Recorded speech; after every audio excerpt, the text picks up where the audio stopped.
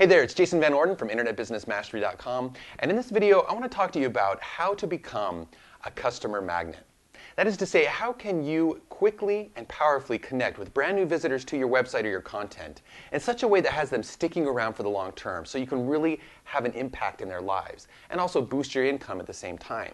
Now this is the first installment in a series, and this one's a video because in a moment I'm going to take you onto my computer right here and we're going to take a look at a mind mapping tool that we use to really get into the minds and read the mind of our needs and wants of our target audience in a way that makes it very easy for us to empathize with them and have them see us as that ideal advisor or solution for them. So let's go ahead and take a look. We can sum up what it takes to be a customer magnet in one simple phrase.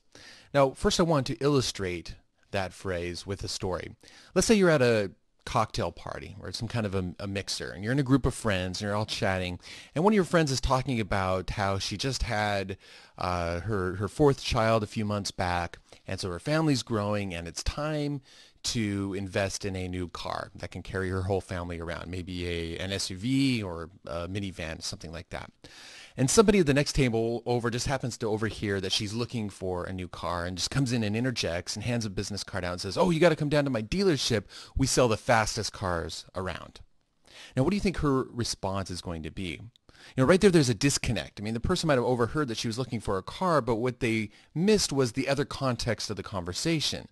Well, she's probably really wondering, okay, well, what's the safe car I can get that's going to have a lot of comfortable space for us to get around and take my kids to all the things they need to go to and, run our errands and so on and so forth.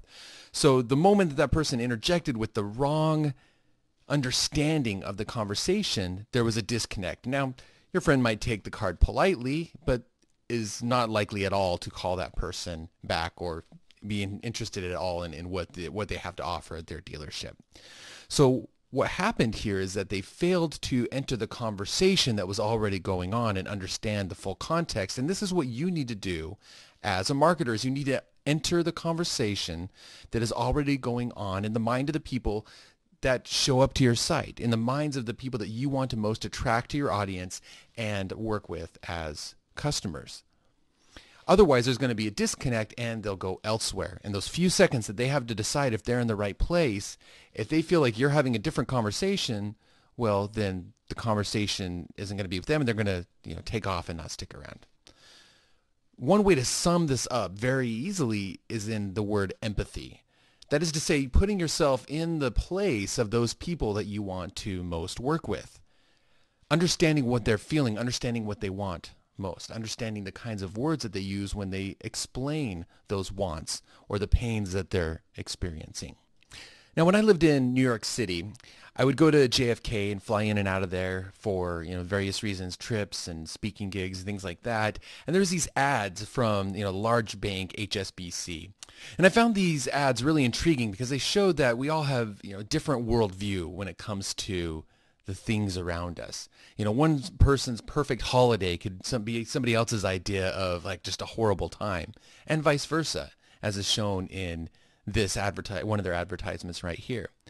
So the point that's being made here is that we all have our worldview, the beliefs that we hold, the values that we have, the identity that we hold about ourselves. And everybody that comes to your website, your potential customers and audience members, bring with them that kind of a worldview.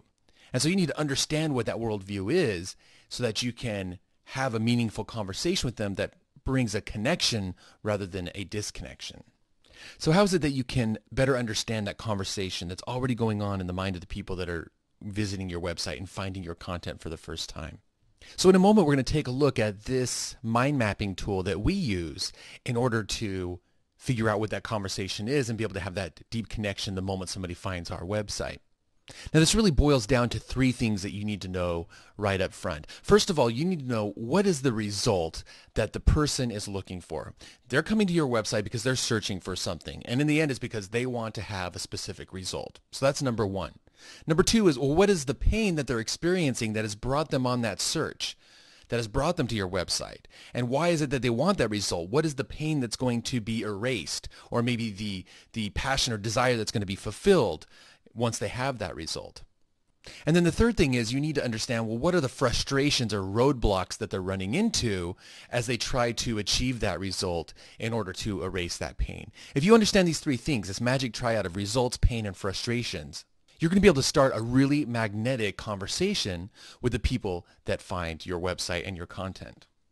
Now, understanding these three things of your ideal potential customer comes down to knowing the right questions to ask. So let's take a look at these three questions that you need to be asking in order to get inside that conversation.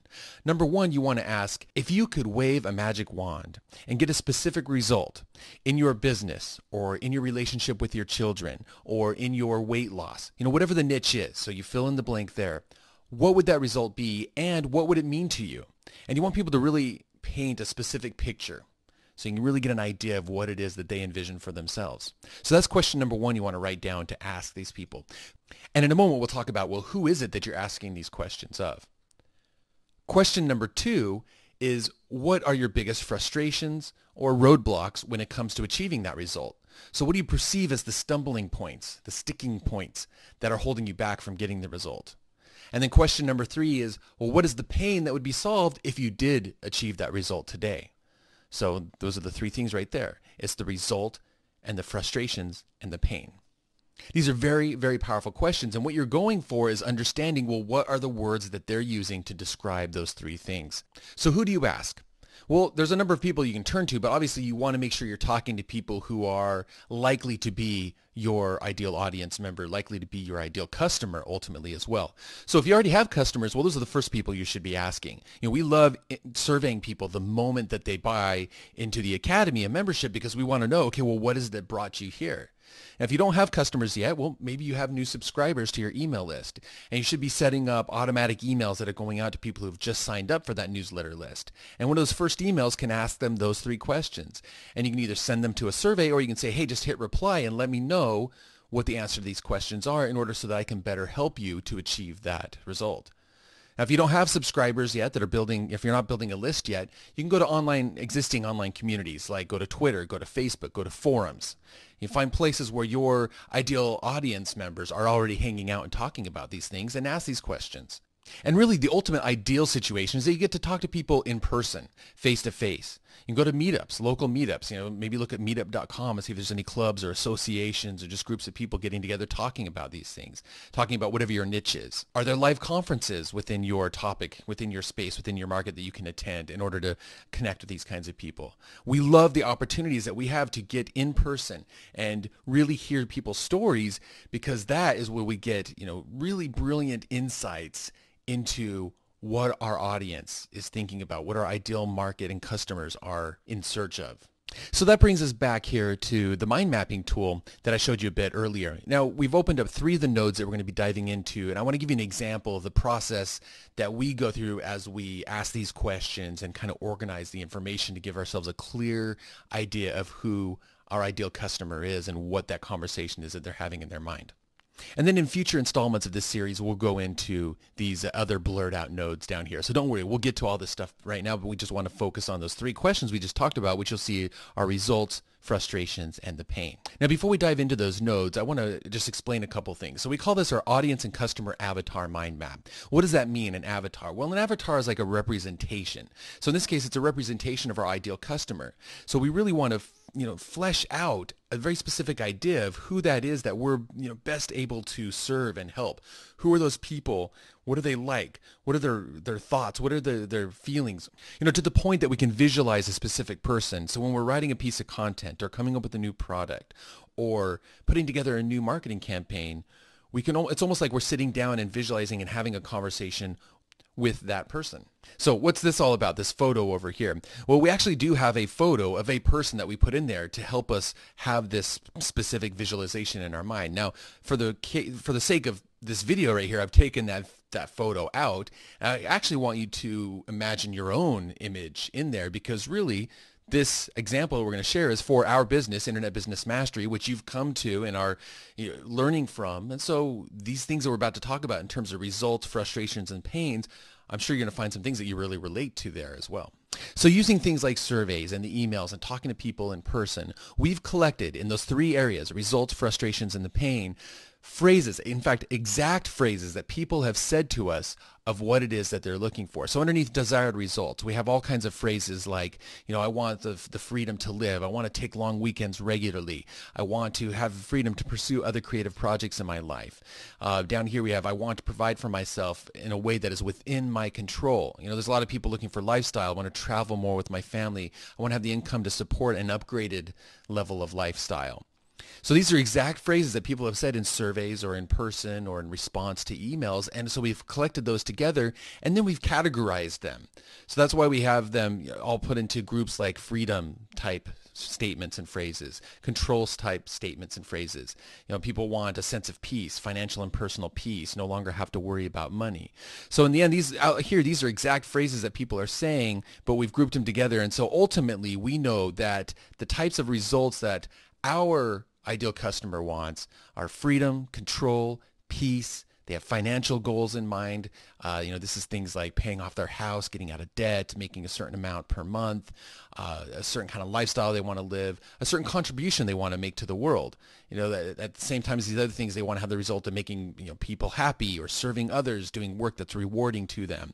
They want to have confidence in themselves. So this helps us when we sit down and want to speak to those results and come up with solutions to help with those results, to be able to always keep that in mind, that that's what they're looking for. Now notice, we didn't just purely put, up here we have a profitable and fulfilling internet business as a result that people want. And obviously if you come to Internet Business Mastery and you stick around and listen, that is a result that you're looking for. But what we really want to understand is the benefit behind the benefit, the result behind the result. What is that internet business going to signify? What does it mean to you? And ultimately, the emotional core of wanting an internet business lies in these things like freedom and control and peace and financial goals and lifestyle and contribution, self-esteem.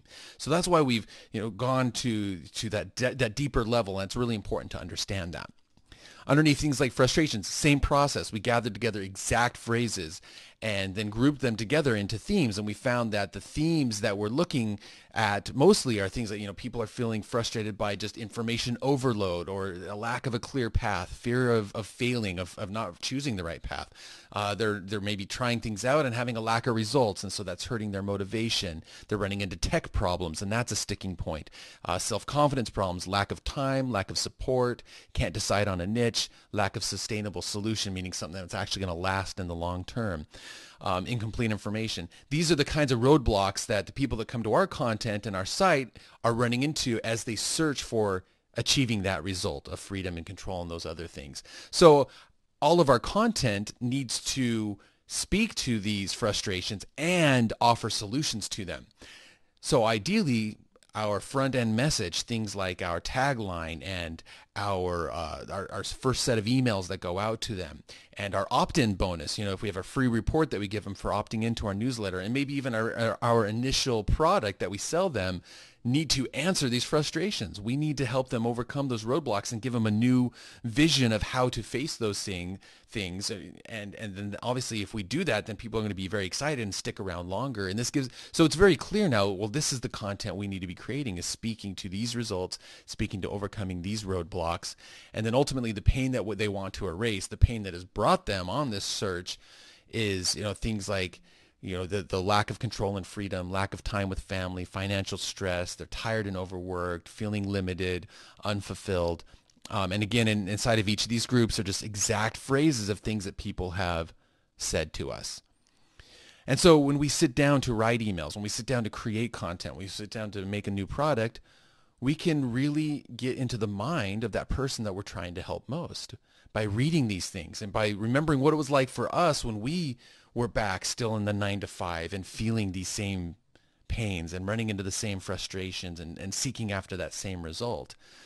And if you can do that, if you can identify these things and then always, remember that word empathy, be able to bring that empathy up in that moment, well, you're going to be immediately in like the top 1% of marketers out there, because most people, what they do is they try to be like that guy handing out his business card and going, oh, cars? Yeah, come down to my dealership. I got the fastest cars around, without even noticing or understanding what the real conversation or need that's going on for the person. And then there's a disconnect. So are you connecting, or are you disconnecting? And the way to make sure that you're always connecting in order to be that customer magnet is to have the clear idea of who your avatar is and the conversation that's already going on in their mind. So this here is the process that we use in order to get in touch with and have that empathy for our ideal audience and customer avatar. Now there's other things in this mind map that you'll see that are blurred out, and we will go into those in future installments. But that gives you, a lot to think about and work on right now. So there you have it. That's an inside look at the process that we use to develop our customer avatar. So the call to action for you is to spend the next week or two asking those 3 questions. Find some people that fit your target audience, whether that's online or offline, or perhaps a list or following that you already have. And ask the pain question, the results question, the roadblock question, and log down all of those different answers that you get. And see if it doesn't give you some additional insights of ways that you can elevate your content or improve your sales funnel, or just really speak to them in a way that when they first find your site, they are there to stay. So until next time, we'll be talking more about this again soon, but let's all go out and take bold action. See ya.